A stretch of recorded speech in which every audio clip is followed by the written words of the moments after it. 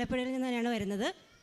2021 April 14 ഞാനിവിടെ വന്ന് ഉടമ്പടി എടുക്കുന്നത്. അതിനു മുമ്പ് ഞാനിവിടെ വരുമായിരുന്നു. പക്ഷേ എല്ലാ ഫങ്ഷൻസും ഇവിടുത്തെ കഴിയുമ്പോൾ പ്രയറെല്ലാം കഴിഞ്ഞ് മാതാവ് മാത്രമുള്ള സമയത്താണ് ഞാനിവിടെ വന്നുകൊണ്ടിരുന്നത്. കാരണം തിരക്കെന്ന് ഞാൻ പറയുമായിരുന്നു. എനിക്കന്ന് തിരക്കായിരുന്നു. ദൈവത്തെ അത്രയും അറിഞ്ഞില്ലായിരുന്നു എന്ന് തന്നെ പറയാം. അങ്ങനെ ശരിക്കും ഞാൻ ഉടമ്പടി എടുത്തത്, ഞാനൊരു പ്രൈവറ്റ് സ്കൂൾ ടീച്ചറാണ്. എനിക്ക് എൻ്റെ ജോലി റിസൈൻ ചെയ്യേണ്ടി വന്ന സാഹചര്യത്തിലാണ് ഞാനിവിടെ വന്ന് ഉടമ്പടി എടുക്കുന്നത്, എൻ്റെ ആവശ്യം മാത്രം പറഞ്ഞ്. അപ്പോൾ ഉടമ്പടി എടുക്കാൻ തീരുമാനിക്കുന്നതിന് മുമ്പ് ഞാനിത് ഹസ്ബൻഡിനോട് ഷെയർ ചെയ്തു, എനിക്ക് ഉടമ്പടി എടുക്കണം. അപ്പോൾ ഹസ്ബൻഡ് പറഞ്ഞത്, എപ്പോഴും മൈഗ്രെയിൻ്റെ തലവേദന വരുമായിരുന്നു എനിക്ക്. സ്കൂളിൽ നിന്ന് വന്നു കഴിയുമ്പം തലവേദനയായിട്ട് ഹോസ്പിറ്റലിൽ പോകും. മിക്കവാറും നൈറ്റ് അവിടെ തന്നെ സഹൃദയ ഹോസ്പിറ്റലിലായിരിക്കും, ട്രിപ്പൊക്കെ ഇട്ട് കിടക്കും. 2-3 മണിയാകുമ്പോഴാണ് തിരിച്ചു വരിക. ഇങ്ങനെ നിൽക്കുന്ന നീ എങ്ങനെയാണ് ഉടമ്പടി എടുക്കുക? 5 മണിക്ക് എഴുന്നേറ്റ് എങ്ങനെ പ്രെയർ ചെയ്യും? പക്ഷേ ഒരു യാദൃശ്യമായി തന്നെ യൂട്യൂബിൽ എനിക്ക് ഇവിടുത്തെ ലിങ്ക് കിട്ടുകയും, എനിക്ക് തോന്നുന്നു ഓൺലൈനിൽ നടന്ന എല്ലാ ശുശ്രൂഷകളും ഞാൻ കണ്ടു. ഉടമ്പടി എന്താണെന്ന് ഒരു പരിധിവരെ ഞാൻ മനസ്സിലാക്കി. എന്നിട്ട് 3 മാസം ഉടമ്പടി എടുക്കാതെ ഉടമ്പടി പ്രാർത്ഥന രാവിലെയും വൈകിട്ടും ഞാൻ ചെയ്തു. അതുപോലെ തന്നെ കണ്ടിന്യൂസ് കൊന്ത ചൊല്ലാൻ തുടങ്ങി, ബൈബിള് വായിക്കാൻ തുടങ്ങി. അങ്ങനെ ഹസ്ബൻഡിനെ ഞാൻ പ്രൂവ് ചെയ്തു എനിക്കിതിന് പറ്റും. അങ്ങനെയാണ് ഞാൻ ഇവിടെ വന്ന് ഉടമ്പടി എടുക്കുന്നത്. ഉടമ്പടി എടുത്തപ്പോൾ 2ാമത്തെ നിയോഗമായിട്ടാണ് എൻ്റെ മോൻ്റെ കാര്യം ഞാൻ വെച്ചത്. അവന് 8ാം ക്ലാസ് തൊട്ട് പഠിക്കുന്നതിന് ചെറിയൊരു ബുദ്ധിമുട്ടൊക്കെ കാണിച്ചു തുടങ്ങി. അതുവരെ വളരെ എഫിഷ്യൻ്റായിരുന്നു, ബ്രൈറ്റായിരുന്നു, സ്മാർട്ടായിരുന്നു. ക്ലാസ്സിലിരുന്ന് ഒരു പകുതി സമയമാകുമ്പം ടീച്ചറിനോട് എന്ന് പറയും, എനിക്ക് മതി, എനിക്ക് വീട്ടിൽ പോകണം. ക്ലാസ് ടീച്ചറിനറിയാം ഞങ്ങൾ 2 പേരും വീട്ടിൽ കാണില്ല. അപ്പോൾ ടീച്ചർ ഞങ്ങളെ വിളിച്ച് പറയും, കുട്ടി ഇങ്ങനെ ബുദ്ധിമുട്ട് കാണിച്ചു. അങ്ങനെ കുറച്ച് ദിവസം പോയി. 9th ആയപ്പോൾ പിന്നെ ക്ലാസ്സിൽ വല്ലപ്പോഴേ പോകുകയുള്ളൂ. 10th ഒരു പരുവത്തിന് ജയിച്ചു. ശരിക്കും എൻ്റെ മമ്മി ഉടമ്പടി എടുത്ത് പ്രാർത്ഥിച്ചാണ് അവൻ 10th എന്ന കടമ്പ കടന്നത്. അപ്പോൾ ഒരുപാട് പ്രാർത്ഥിക്കുമായിരുന്നു ഞങ്ങൾ അവന് വേണ്ടിയിട്ട്. പക്ഷേ അവൻ പുറത്ത് 10th കഴിഞ്ഞു, +2 അഡ്മിഷൻ എടുത്തു. പക്ഷേ സ്കൂളിൽ 6 ദിവസമാണ് കുട്ടി പോയത്. ഓവർ വൃത്തി, നമ്മൾ OCD എന്ന് പറയാറുണ്ട്, മെഡിക്കൽ വേർഡ്. ഇപ്പോൾ അവിടുത്തെ ബാത്റൂം ഇഷ്ടമല്ല, സ്കൂൾ അറ്റ്മോസ്ഫിയർ ഇഷ്ടമല്ല, കൂട്ടുകാരടുത്തിരിക്കുന്നത് ഇഷ്ടമല്ല. അങ്ങനെ 6 ദിവസം കഴിഞ്ഞപ്പോൾ ആൾ പോകുന്നില്ല എന്നുള്ള തീരുമാനത്തിലെത്തി. പിന്നെ മുറിയിൽ നിന്ന് പുറത്തിറങ്ങിയിട്ടേയില്ല. ഏകദേശം 1.5 വർഷം നമ്മൾ എങ്ങനെ ലോക്ക്ഡൗൺ ആയിരുന്നോ അതുപോലെ അവ മുറിക്കുള്ളിൽ തന്നെയായിരുന്നു, പുറത്തേക്ക് ഇറങ്ങുകയില്ല. സൂര്യപ്രകാശമൊന്നും കുട്ടി കണ്ടിട്ടേയില്ല. നമ്മുടെ അടുത്തുള്ളവർക്കൊക്കെ കുട്ടിയുണ്ടെന്നറിയാം. ചിലപ്പോഴൊക്കെ ഞാൻ പറയും അവൻ എൻ്റെ വീട്ടിലാണെന്ന് പറയും. ആരെങ്കിലും വീട്ടിൽ വന്നാലും റൂം ലോക്ക്ഡ് ആയിരിക്കും അവൻ്റെ മുറി. ക്ലീൻ ചെയ്യാനൊന്നും നമ്മളെ അകത്തോട്ട് കയറ്റത്തില്ല. കയറിക്കഴിഞ്ഞാൽ ശബ്ദം ഉണ്ടാക്കാതെ പേടിച്ചൊക്കെയാണ് നമ്മൾ വൃത്തിയാക്കിക്കൊണ്ടിരുന്നത്, അതും വല്ലപ്പോഴും. അങ്ങനെ ഇവിടെ വന്ന് ആദ്യത്തെ ഉടമ്പടിയിൽ 2ാമത്തെ നിയോഗമായിട്ട് ഞാൻ വെച്ചത്, അവന് ഒരു നല്ല ഫ്യൂച്ചർ കൊടുക്കണേ മാതാവേന്ന്. കാരണം എനിക്കറിയില്ല അവൻ്റെ കാര്യം എന്ത് പ്രാർത്ഥിക്കണമെന്ന്. ആദ്യത്തേത് എനിക്കെൻ്റെ ജോലി തന്നെയാണ് ഞാൻ പറഞ്ഞത്. അങ്ങനെ ഇവിടുന്ന് പോയി. ആ മുറി അത്രയും ഡേർട്ടി ആയിട്ടുള്ളൊരു മുറി ആയതുകൊണ്ട് ഈ വിശുദ്ധമായ ഉപ്പ് അവിടെ എങ്ങനെ ഇടും എനിക്കറിയില്ല. ആദ്യമൊന്നും ഞാൻ ചെയ്തില്ല. പിന്നെ മനസ്സോടെ അവൻ്റെ ബെഡിൽ ഞാൻ ഈ ഉപ്പ് ഇടാൻ തുടങ്ങി. ബ്ലസ്ഡ് ഓയിൽ റൂമിൽ പുരട്ടും. പക്ഷേ എവിടെയെങ്കിലും ഈ ഓയിലിൻ്റെ പ്രസൻസ് കണ്ടാൽ ആൾ അവിടെ തൊടില്ല. അത് പിന്നെ ഞാൻ തുടച്ചു കൊടുക്കണം. അതുകൊണ്ട് ഇവൻ്റെ ഡ്രസ്സിൽ ഞാനിത് വിശ്വാസ പ്രമാണം ചൊല്ലി പുരട്ടാൻ തുടങ്ങി. ഉള്ളിൽ ഈ ബ്ലസ്ഡ് സോൾട്ട് ഭക്ഷണത്തിലൂടെ കൊടുക്കാനും തുടങ്ങി. അങ്ങനെ കുറച്ച് ദിവസം കഴിഞ്ഞു. എനിക്ക് തോന്നുന്നു 2021 അതിൻ്റെ ഇടയ്ക്ക് കൊറോണ ടൈമായിരുന്നു. ഇടയ്ക്ക് ബ്രേക്കായി. ഉടമ്പടി ബ്രേക്കായില്ല. 3 മാസത്തിനുള്ളിൽ റിന്യൂവലൊന്നും നടന്നിട്ടില്ല. ഇവിടെ പുറത്ത് വന്ന് തിരിമേടിച്ചുകൊണ്ടൊക്കെ പോവുകയായിരുന്നു. അങ്ങനെ കുറച്ച് മാസങ്ങളോടെ കഴിഞ്ഞ് 2ാമത് ഞാൻ അത് ഉടമ്പടി പുതുക്കി അപ്പോൾ ഞാൻ നിയോഗം വെച്ചു, അവൻ്റെ വിദ്യാഭ്യാസം കണ്ടിന്യൂ ചെയ്യാൻ മാതാവ് അനുഗ്രഹിക്കണം. കാരണം അച്ഛൻ്റെ ടോക്കിലൂടെ അച്ഛൻ പറയുമായിരുന്നു, നമുക്ക് സാധ്യമല്ലാത്തത് അസാധ്യ കാര്യങ്ങൾ ചോദിക്കുക. ആ ഒരു വിശ്വാസത്തിലാണ് ഞാൻ അങ്ങനെ ചോദിച്ചത്. ഏകദേശം 2 ദിവസം കഴിഞ്ഞപ്പോൾ പെട്ടെന്ന് ഇയാൾ മുറിയിൽ നിന്ന് പുറത്തിറങ്ങി കുളിക്കാൻ. അവൻ്റെ റൂമിൽ ബാത്റൂം ഉണ്ട്, അവിടെ പോയില്ല. ഞാൻ ഉപയോഗിക്കുന്ന ബാത്റൂമിലാണ് കുട്ടി പോകുന്നത്. കാരണം ഓവർ വൃത്തിയായതുകൊണ്ട്. റൂം ഇറങ്ങി വരുമ്പോൾ ഫ്രണ്ട് ഡോറ് തുറന്ന് കിടക്കുകയാണെങ്കിൽ അയാൾ അടച്ചിടും. കാരണം മുഖം പുറത്ത് കാണാതിരിക്കാൻ വേണ്ടിയിട്ട്. ആരെയും അവന് കാണുകയും വേണ്ട. കുളിക്കാൻ കയറി. ഇപ്പം മുഖത്ത് ചെറിയൊരു തടുപ്പ് പോലെ എനിക്ക് തോന്നിയിരുന്നു. എന്താണെന്ന് ചോദിച്ചപ്പോൾ നമ്മൾ മുഖത്ത് നോക്കുന്നതൊന്നും ആൾക്ക് ഇഷ്ടമല്ല. പെട്ടെന്ന് ബാത്റൂമിലേക്ക് കയറി. ശരിക്കും 2 സോപ്പൊക്കെ ഉപയോഗിച്ചാണ് ആൾ കുളിക്കുന്നത് ഒരു ദിവസം തന്നെ. ഒരു നേരം 2 സോപ്പൊക്കെ കംപ്ലീറ്റ് ചെയ്യും. അപ്പം 1 മണിക്കൂറോളം ബാത്തിങ് തുടർന്നു. ഇതിൻ്റെ ഇടയ്ക്ക് പറഞ്ഞു, എനിക്ക് നന്നായിട്ട് ഇറിറ്റേഷൻ ഉണ്ട് മമ്മി. അപ്പോൾ ഞാൻ ഹസ്ബൻഡിനെ വിളിച്ചു. ഹസ്ബൻഡ് ആലപ്പുഴ മെഡിക്കൽ കോളേജിലാണ് വർക്ക് ചെയ്യുന്നത്. അദ്ദേഹം ഏകദേശം പെട്ടെന്ന് വന്നു. അറിയാം എപ്പോഴും വിളി വരുമെന്നറിയാം. അങ്ങനെ വന്നു. ഹസ്ബൻഡ് വന്ന് മുറി തുറക്കാൻ പറഞ്ഞിട്ടും ബാത്റൂം തുറക്കാൻ പറഞ്ഞിട്ടും ആൾ തുറന്നില്ല. കുളി തുടർന്നുകൊണ്ടേയിരുന്നു. ചൊറിയുന്നതനുസരിച്ച് സോപ്പ് ഉപയോഗിച്ച് തേച്ചുകൊണ്ടേയിരുന്നു. പുറത്തിറങ്ങിയപ്പോൾ ശരിക്കും നമുക്ക് ആളിച്ചിരി വണ്ണമുള്ള കുട്ടിയാണ്. നോക്കാൻ പറ്റാത്ത രീതിയിൽ ഭീമാകാരമായ രൂപമാണ് ഞാൻ കാണുന്നത്. ഞാൻ അണ്ണാക്ക് വെച്ച് പോവുക ചെയ്തത്. ഭയങ്കരമായിട്ട് അലറി. എന്നിട്ട് ഒരു ട്രിസ് കൊടുത്തു. അത് വെള്ളമില്ലാതെയാണ് കുട്ടി കുടിച്ചത്. പെട്ടെന്ന് എനിക്ക് തോന്നുന്നു നിന്ന നിപ്പിലാണ് വണ്ടി സ്റ്റാർട്ട് ചെയ്ത് പോകുന്നത്. ഏകദേശം കോട്ട റോഡ് എത്തിയപ്പോഴേക്കും പറഞ്ഞു, എനിക്ക് ശ്വാസം കിട്ടുന്നില്ല. ഇങ്ങനെ വലിക്കാൻ തുടങ്ങി. അപ്പം ഞാൻ ഹസ്ബൻഡിനോട് പറഞ്ഞു, ഇനി നിങ്ങൾക്ക് ഡ്രൈവ് ചെയ്യാൻ പറ്റുമെന്ന് തോന്നുന്നില്ല, നമുക്കൊരു ഓട്ടോ വിളിച്ച് പോകാം. കാരണം സ്വന്തം കുട്ടി ശ്വാസമില്ലാതെ പിടയുമ്പോൾ ഒരപ്പൻ എങ്ങനെ ഡ്രൈവ് ചെയ്യും? ഞാൻ ഭയങ്കര സ്വരത്തിൽ കരയാൻ തുടങ്ങിയപ്പോൾ മോള് വായ പൊത്തി എൻ്റെ.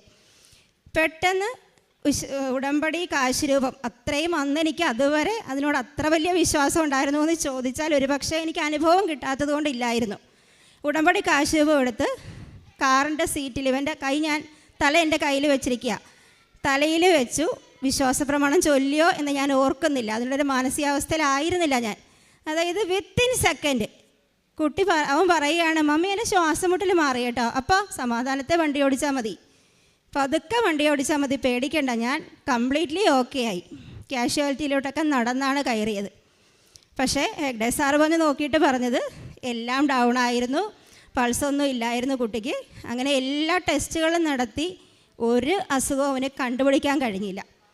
അത് കഴിഞ്ഞ് എൻ്റെ ബ്രദറൊക്കെ വിളിച്ചിട്ട് പറഞ്ഞു, മോനിങ്ങനെ റൂമിനകത്തിരിക്കുന്നത് കൊണ്ടായിരിക്കാം ഇങ്ങനെ ഇൻഫെക്ഷൻ ഉണ്ടായത്, അല്ലാതെ വേറെ കാരണമൊന്നുമില്ലല്ലോ, ഇനി ഒന്ന് പുറത്തോട്ടൊക്കെ ഇറങ്ങാൻ പറഞ്ഞു. പിറ്റേ ദിവസം ചെയ്തത് ഫ്രണ്ട് റൂം തുറന്നിട്ട് തല മാത്രം വെളിയിലേക്ക് കാണിക്കാൻ തുടങ്ങി. തല മാത്രം കാണിച്ചിട്ട് ആളകത്ത് പോകും. 2 ദിവസം കഴിഞ്ഞപ്പോൾ ഏർലി മോർണിംഗിൽ ആരും കാണത്തില്ലല്ലോ, മമ്മിയൂടെ വാ നമുക്ക് പുറത്ത് ചേർന്ന് നിന്ന് വർത്തമാനം പറയാമെന്ന് പറയും. ഒരു 5 മിനിറ്റ് ഏറിയാൽ ഞാനുമായിട്ട് നിന്ന് സംസാരിക്കും, പിന്നെ അകത്ത് കയറും. അതൊരു തുടക്കമായിരുന്നു. അത് കഴിഞ്ഞ് ഞങ്ങളോട് പറഞ്ഞു, ഒരു കൗൺസിലിംഗ് എനിക്ക് കിട്ടിയാൽ കൊള്ളാം. അപ്പോൾ അതുവരെ ഓർക്കുക, അവൻ പീഡിയാട്രിഷ്യനെയാണ് ഈ പ്രായത്തിലും കണ്ടുകൊണ്ടിരുന്നത്. സുമാമേരി മാഡത്തിനെയാണ് കണ്ടുകൊണ്ടിരുന്നത്. വേറെ ഒരു ഹോസ്പിറ്റലിലും ഒന്നിനും ആൾ വരില്ല, ഒരു ഡോക്ടറെയും കാണാൻ വരില്ല. അപ്പം മാഡത്തിനറിയാം, ഇവൻ്റെ സ്വഭാവത്തിൻ്റെ പ്രത്യേകത അറിയാവുന്നത് കൊണ്ട് ചിലപ്പോൾ ഞങ്ങൾ തന്നെയായിരിക്കും കയറുന്നത്. ഇവന് നാണക്കേട് കൊണ്ട് ഇവൻ കയറില്ല. ഞങ്ങൾ പറഞ്ഞാണ് മെഡിക്കൽ എത്തിക്സിന് എതിരാണ് അതെങ്കിലും മെഡിസിൻ സജസ്റ്റ് ചെയ്യുമായിരുന്നു. അങ്ങനെ ഒരു കൗൺസിലിങ്ങിന് ഞങ്ങൾ ചേർത്തലേക്ക് കൊണ്ടുപോയി.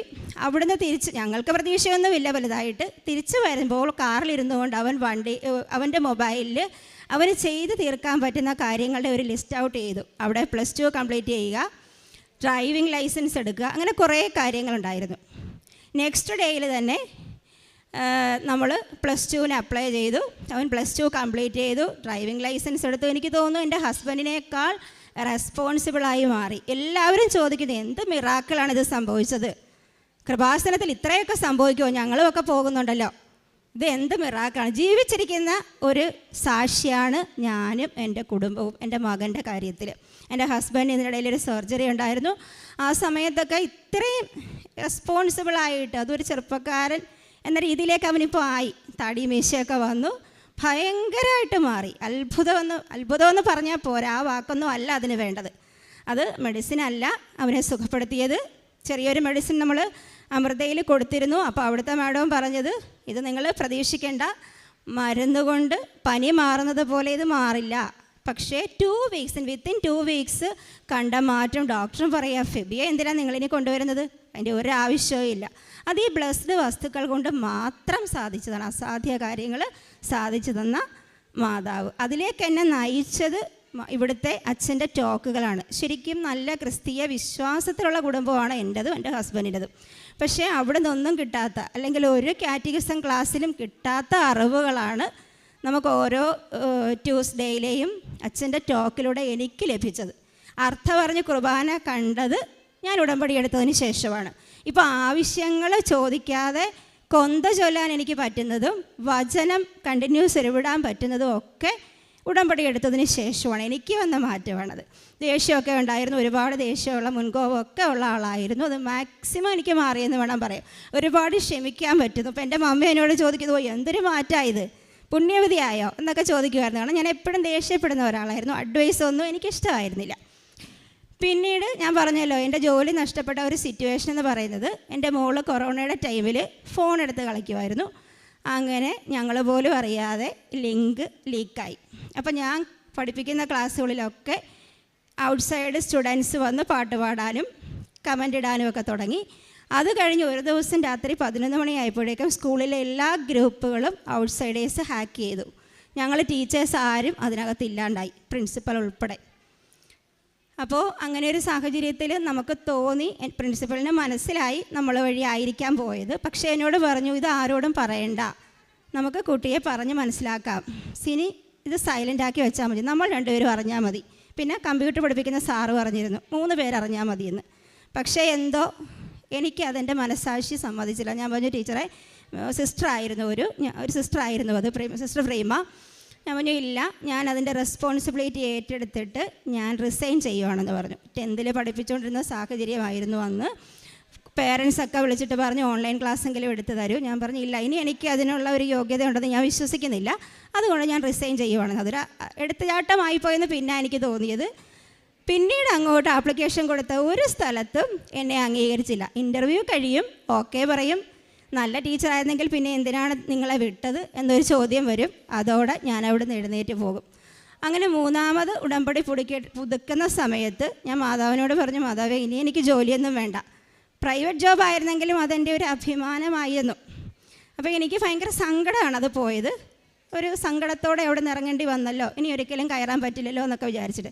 ഇനി മാതാവ് തന്നാൽ മാത്രം മതി, ഇനി എനിക്ക് വേണ്ട, ഞാനിത് ചോദിക്കില്ല എന്ന് പറഞ്ഞു. പക്ഷേ ഒരാഴ്ച കഴിഞ്ഞപ്പോൾ, അത്ര റെപ്യൂട്ടഡ് അല്ല എങ്കിലും 10th വരെയുള്ളൊരു സ്കൂളിലേക്ക് എന്നെ വിളിക്കുന്നു.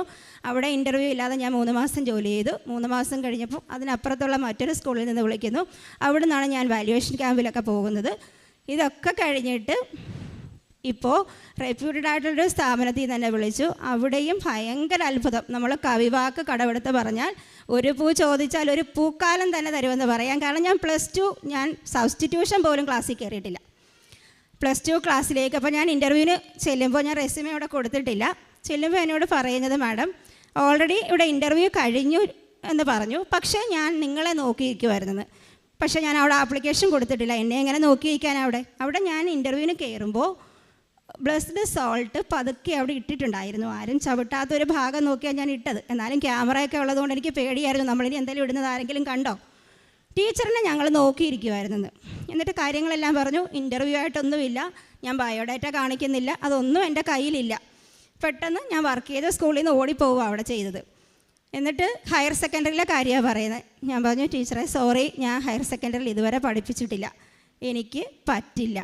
അപ്പോൾ ടീച്ചർ പറയുന്നത്, പറ്റും. എനിക്ക് തോന്നുന്നു അവിടെ ഇരുന്നത് മാതാവ് തന്നെയായിരുന്നെന്നാണ് തോന്നുന്നത്.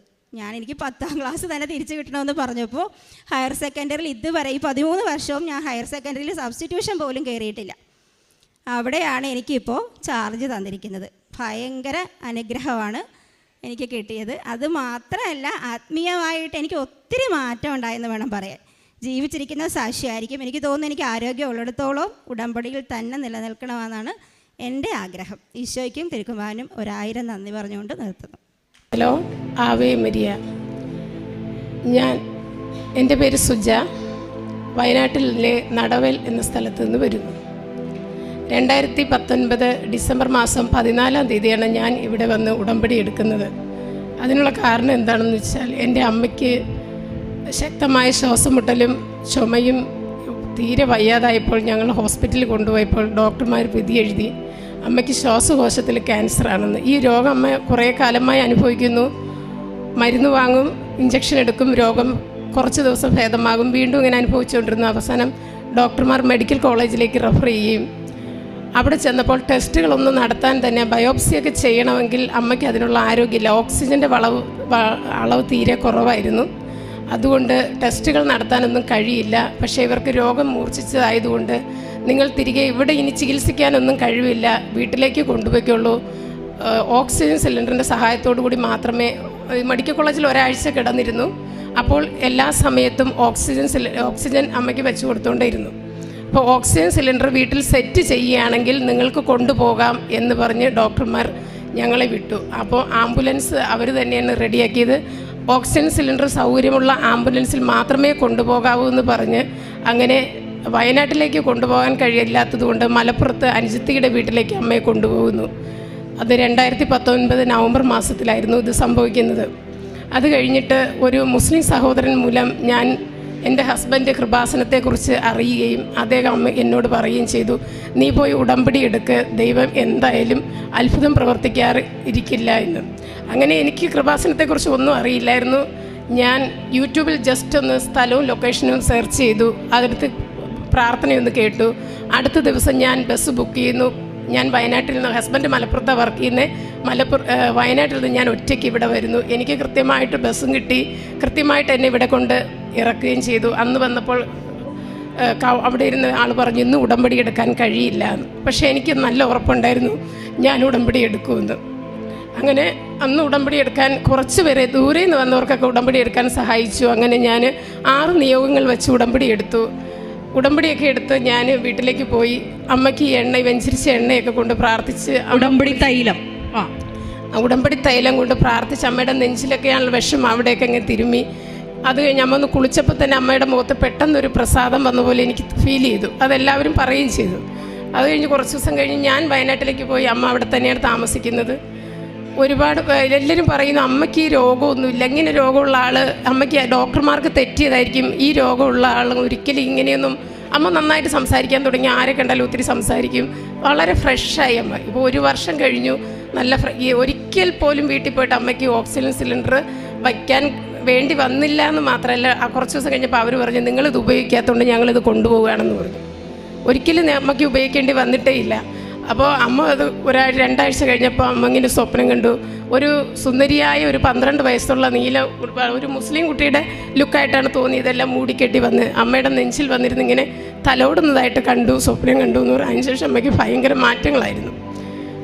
അപ്പോൾ അങ്ങനെ ഒരു അനുഗ്രഹം ദൈവം തന്നു. ഇന്നും അമ്മ സുഖമായിട്ട് ജീവിക്കുന്നു. എല്ലാവരും പറഞ്ഞു, ഡോക്ടർമാർ പറഞ്ഞ് ശരിക്കും പറഞ്ഞാൽ നിങ്ങൾക്ക് കുറച്ച് ദിവസം ഇനി ആയുസ്സുണ്ടാവുള്ളൂ, അതുകൊണ്ട് നിങ്ങളിവിടെ നിന്നിട്ട് കാര്യമില്ല. അമ്മയ്ക്ക് ദൈവം എൻ്റെ മാതാവ് തന്ന അനുഗ്രഹത്തിന് ഒത്തിരി നന്ദി പറയുന്നു. ഒപ്പം എൻ്റെ ഹസ്ബൻഡിൻ്റെ തൊണ്ടവേദന ഒരുപാട് കല്യാണം കഴിഞ്ഞ് വരുമ്പോൾ തന്നെ ടോൺസിൽസിൻ്റെ ഓപ്പറേഷനൊക്കെ കഴിഞ്ഞ് എപ്പോഴും ഞാൻ നോക്കുമ്പോൾ എന്നും മരുന്ന്, ഒന്നുകിൽ ആൻറ്റിബയോട്ടിക് കഴിക്കും, അല്ലെങ്കിൽ അലോപ്പതി, ഇല്ലെങ്കിൽ ഹോമിയോ, ഇതൊക്കെ കഴിച്ചുകൊണ്ടിരുന്ന അദ്ദേഹത്തിന് തൊണ്ടവേദന, അലർജി. അത് ഞാൻ ഉടമ്പടി എടുത്തതിന് ശേഷം വന്നിട്ടേ ഇല്ല. ചെറിയതായിട്ട് വരുമ്പോൾ ഒരു ഉപ്പുവെള്ളം കുലുക്കുഴിയും, അതോടുകൂടി ഇത് മാറും. മരുന്ന് കഴിച്ചിട്ടേ ഇല്ല. പിന്നെ ഒന്ന് എൻ്റെ അനിയത്തിയും 1 വയസ്സുള്ള കുഞ്ഞുമാണ്. ഈ കുഞ്ഞുണ്ടായപ്പോൾ കുറച്ച് ദിവസം കഴിഞ്ഞപ്പോൾ തൊട്ട് അതിനെന്നും ശ്വാസം മുട്ടായിരുന്നു. 1 മാസം 2 ദിവസമൊക്കെ ഈ കൊച്ച് എന്നും ഹോസ്പിറ്റലിൽ അഡ്മിറ്റായിരുന്നു, 1 ആഴ്ചയോളം. ഞാൻ അതും അമ്മയോട് അവസാനത്തെ നിയോഗമായിട്ടാണ് അവളെ ഓർമ്മ വന്ന് എഴുതി അവസാന നിയോഗമായിട്ട് അവരെയും സമർപ്പിച്ചു. അതിന് ഉടമ്പടി എടുത്തതിന് ശേഷമാണെന്ന് അറിയില്ല, കുട്ടി അതിന് ശേഷം ഇന്ന് വരെ ഹോസ്പിറ്റലിൽ ഈ ഒരു അസുഖം വന്നിട്ട് അവൾക്ക് പോകേണ്ടി വന്നില്ല. അവളുടെ അമ്മയ്ക്ക് ഇത് തന്നെയായിരുന്നു. 2 പേർക്കും ഒരു കുഴപ്പമില്ല. അങ്ങനെ ഒരുപാട് അനുഗ്രഹങ്ങൾ തന്നു. ഈ പറഞ്ഞ അനുഗ്രഹങ്ങളൊക്കെ തന്ന യോഹന്നാൻ്റെ സുവിശേഷത്തെ പറയുമ്പോൾ ദൈവം പ്രവർത്തിച്ച അത്ഭുതങ്ങളൊക്കെ പറയുകയാണെങ്കിൽ ഈ പുസ്തകമൊന്നും തികയില്ല എന്ന് പറഞ്ഞല്ലോ. ഒരുപാട് അനുഗ്രഹങ്ങൾ ദൈവം എനിക്ക് തന്നുകൊണ്ടിരുന്നു. വഴി കിട്ടിയത് എങ്ങനെയാണ്? ഒരു സാക്ഷി എഴുതി തന്നായിരുന്നല്ലോ വഴി. അത് ഞങ്ങളുടെ സ്ഥലത്തേക്കൊരു 3 അടി വഴിയായിരുന്നു ഉണ്ടായിരുന്നത്. അപ്പോൾ ആ സ്ഥലം, അതിന് തൊട്ടടുത്ത സ്ഥലത്തെ ഉടമസ്ഥൻ അത് വിറ്റുപോയപ്പോൾ ഞങ്ങൾ അദ്ദേഹത്തോട് തന്നെ ചോദിച്ചു, രജിസ്ട്രേഷന് മുമ്പ് ഞങ്ങൾക്കൊരു കുറച്ച് വീതി കൂടെ വഴി, ഒരു 10 അടി വീതി, ഒരു 5 അടി 10 അടി വീതിയിലൊരു വഴി തരണമെന്ന് പറഞ്ഞപ്പോൾ അദ്ദേഹം പറഞ്ഞു അത് ഞാൻ വിറ്റുപോയില്ലേ, ഇനി നിങ്ങൾ ഞാൻ കൊടുത്ത ആളെ നിന്ന് വാങ്ങാൻ. അപ്പം അദ്ദേഹത്തോട് ചോദിച്ചപ്പോഴും അദ്ദേഹത്തിന് യാതൊരുവിധ താല്പര്യവും ഇല്ല. നമുക്ക് സ്ഥലമായിരുന്നു, അദ്ദേഹത്തിന് വിൽക്കാൻ താല്പര്യമില്ല, പൈസയ്ക്ക് ആവശ്യമില്ല, അപ്പം ഞങ്ങൾക്ക് തരില്ല എന്നുള്ളൊരു സംസാരമായിരുന്നു അവിടെ ഉണ്ടായിരുന്നത്. അപ്പം ഞാൻ അതുവഴി പാല് വാങ്ങാൻ പോകുമ്പോൾ ഞാൻ ഒരു ദിവസം മനസ്സിലിങ്ങനെ തോന്നിച്ചു, ഏതായാലും വെഞ്ചരിച്ച ഉപ്പ് എൻ്റെ കയ്യിലുണ്ടായിരുന്നു. ആ ഉപ്പ് എടുത്തുകൊണ്ട് വന്ന് ഞാൻ ആ റബ്ബർ തോട്ടാണ്, അതിനകത്തൂടെ ഇവിടം വരെയുള്ള വഴി എനിക്ക് തരണേ മാതാവേ എന്ന് പറഞ്ഞ് 3-4 റബ്ബറിൻ്റെ ചോട്ടിൽ ഞാനിങ്ങനെ വെതറി. ഭയങ്കര വിഷമമായിരുന്നു. ആ വഴി കിട്ടാണ്ട് എനിക്ക് ആ വഴി പോകാൻ തന്നെ സങ്കടമായിരുന്നു. ഞാനെന്നും പ്രാർത്ഥിക്കുമായിരുന്നു. അപ്പോൾ അത് കഴിഞ്ഞിട്ട് ഒരാഴ്ച കഴിഞ്ഞില്ല, അദ്ദേഹം ഹസ്ബൻഡിനെ വിളിച്ച് പറഞ്ഞു, ജയ്മോനെ വഴി തരാം കേട്ടോ, നിനക്ക് എത്ര വേണമെങ്കിലും തരാം എന്ന് പറഞ്ഞിട്ട് ഒരു വിലയൊക്കെ കൂട്ടി വാങ്ങി. എന്നാലും കുഴപ്പമില്ല, ഞങ്ങൾക്കത് വളരെ അനുഗ്രഹമായിരുന്നു. അങ്ങനെ ഒരുപാട് അനുഗ്രഹങ്ങൾ മാതാവ് തന്നു. കരങ്ങളടിച്ച് നമുക്ക് കർത്താവിനെ മഹത്വപ്പെടുത്താം. തൊണ്ടവേദന പൂർണ്ണമായിട്ടും മാറിയോ? അതിനുശേഷം തൊണ്ടവേദന പിന്നെ കാര്യമായിട്ട് വന്നിട്ടേ ഇല്ല. ഇടയ്ക്കൊരു തൊണ്ട കാറൽ പോലെയൊക്കെ വരും. അപ്പോൾ ഉപ്പുവെള്ളമൊക്കെ ഗാർഗിൾ ചെയ്യുള്ളൂ. മറ്റ് നേരത്തെ ആൻറ്റിബയോട്ടിക് ധാരാളം കഴിക്കണമായിരുന്നു. എന്നാലേ ഒരാഴ്ചയൊക്കെ കണ്ടിന്യൂ കഴിച്ചാലേ മാറുണ്ടായിരുന്നുള്ളൂ. അപ്പോൾ അങ്ങനെ ഒത്തിരി മാറ്റങ്ങൾ വന്നു. അതുപോലെ തന്നെ എനിക്ക് ശരീരത്തിൽ ഈ വെയിൻസിൻ്റെ ഒക്കെ കംപ്ലൈൻ്റ് ഉണ്ടായിരുന്നു. ഞരമ്പുകളെയും നാഡികളെയൊക്കെ ബാധിക്കുന്ന രോഗം ഉണ്ടായിരുന്നു എനിക്ക്. അതും വളരെ ആശ്വാസമുണ്ട്. ഇപ്പം നന്നായിട്ട് ജോലി ചെയ്യുന്നതിനൊക്കെ കഴിയുന്നുണ്ട്. ഒരു കുഴപ്പമില്ല. Praise the lord. കരങ്ങളടിച്ച് നമുക്ക് കർത്താവിനെ മഹത്വപ്പെടുത്താൻ വലിയൊരു സാക്ഷ്യമാണ് നമ്മൾ ശ്രവിച്ചത്. കാരണം ഈ സാക്ഷ്യത്തിൻ്റെ പ്രത്യേകത നിങ്ങൾ ആദ്യമേ ശ്രവിച്ചിട്ടുണ്ടാവും. ഈ കുടുംബത്തിന് പരിശുദ്ധ അമ്മയെ പരിചയപ്പെടുത്തി കൊടുത്തത് ഒരു മുസ്ലിം സഹോദരനാണ്. അമ്മയ്ക്ക് ശ്വാസകോശ ക്യാൻസർ വന്നപ്പോൾ ഇതിൽ നിന്ന് വിടുതൽ ലഭിക്കാൻ വേണ്ടിയിട്ട് ഒരു മുസ്ലിം സഹോദരനാണ് കൃപാസനത്തെ പറ്റി ഈ ക്രൈസ്തവ സഹോദരങ്ങൾക്ക് പറഞ്ഞു കൊടുത്തത്. വിജാതീയരുടെ പ്രേക്ഷിത പ്രവർത്തന തീക്ഷ്ണത നമ്മൾ ക്രിസ്ത്യാനികൾക്ക് ശരിക്കൊരു പാഠമാകേണ്ടതാണ്. കാരണം ഇന്ന് ഇവിടെ കൃപാസനത്തിൽ പത്രം വാങ്ങിച്ചുകൊണ്ട് വരുന്ന അനേക സഹോദരങ്ങൾക്കാണ് മറ്റുള്ളവരുടെ മുമ്പിൽ ഈശോയെ ഒരു സാക്ഷ്യമായിട്ട് ജീവിക്കാൻ വളരെ മടി കാണിക്കുന്നത്. അവിടെയാണ് ഒരു മുസ്ലിം സഹോദരൻ ഇവരോട് പറഞ്ഞു, അമ്മയുടെ അസുഖം മാറാൻ ഞാനൊരു ധ്യാനകേന്ദ്രം പരിചയപ്പെടുത്തി തരാം, കൃപാസനം. അങ്ങനെ ഈ മകള് യൂട്യൂബിൽ സെർച്ച് ചെയ്തു. അങ്ങനെയാണ് കൃപാസനത്തിൽ വരുന്നത്. വയനാട്ടിൽ നിന്നാണ് ഈ കുടുംബം നമ്മുടെ മുമ്പിൽ സാക്ഷ്യമായിട്ട് നിൽക്കുന്നത്. അപ്പോൾ സംഭവിച്ചത് കാര്യം നമ്മൾ നേരിട്ട് കേട്ടു. ശ്വാസകോശ സംബന്ധമായിട്ട് ക്യാൻസർ മൂലം 95 വയസ്സ്. എത്ര വയസ്സുണ്ട് അമ്മയ്ക്ക്? 75 വയസ്സിന് മുകളിലുള്ള ഈ അമ്മയെ സംബന്ധിച്ചിടത്തോളം ഒരുപാട് ശാരീരിക ബുദ്ധിമുട്ടുകൾ ഉള്ളത് കൊണ്ട് ഹോസ്പിറ്റലുകാർ പറഞ്ഞു, ഇനി സിലിണ്ടറോട് കൂടി വീട്ടിൽ പോയാൽ മതി, ശ്വാസകോശ ക്യാൻസർ ആണല്ലോ, പ്രത്യേകിച്ചൊന്നും ചെയ്യാനില്ലെന്നുള്ള രീതിയിലാണ് പറഞ്ഞത്. പക്ഷേ പരിശുദ്ധ അമ്മ ഉടമ്പടി എടുത്തെന്നുള്ള ഒറ്റ കാരണത്താൽ ഇവർ പറഞ്ഞ വിഷയം നിങ്ങൾ ശ്രദ്ധിച്ച് കാണും. ഒരു മുസ്ലിം സഹോദരിയുടെ ആ ഒരു രൂപത്തിലാണ് അമ്മ പ്രത്യക്ഷപ്പെട്ട് ആ മകളുടെ ആ അമ്മയുടെ നെഞ്ച് തലോടി. തുടർന്ന് എല്ലാ ശാരീരികമായിട്ടുള്ള അസ്വസ്ഥതകൾ മാറി എന്ന് പറഞ്ഞു. അതുപോലെ തന്നെ ഉടമ്പടി തൈലം പുരട്ടി പ്രാർത്ഥിച്ചമ്മ മുഖത്തൊരു പ്രസാദം ഇവരെല്ലാവരും കണ്ടു എന്നാണ് സാക്ഷ്യപ്പെടുത്തിയത്. വലിയൊരു സാക്ഷ്യമാണ്. ഒപ്പം തന്നെ രണ്ടാമതായിട്ട് പറഞ്ഞ സാക്ഷി നിങ്ങൾ ശ്രദ്ധിച്ച് കാണും. വെഞ്ചിരിച്ച കൃപാസനത്തിൽ നിന്ന് കൊടുത്തുവിട്ട വെഞ്ചിരിച്ച ഉപ്പ് വഴിയിൽ വിതറി അമ്മയുടെ കണ്ണീരോടെ പറഞ്ഞു ഈ വഴി കിട്ടണമെന്ന്. അമ്മ അതും നടത്തിക്കൊടുത്തു. ഇത്ര വലിയ അനുഗ്രഹങ്ങൾ ചെയ്ത പരിശുദ്ധ അമ്മയ്ക്ക് നന്ദി പറഞ്ഞുകൊണ്ട് നമുക്ക് ഒരിക്കൽ കൂടി കരങ്ങളടിച്ച് കർത്താവിനെ മഹത്വപ്പെടുത്താം. Hallelujah, hallelujah.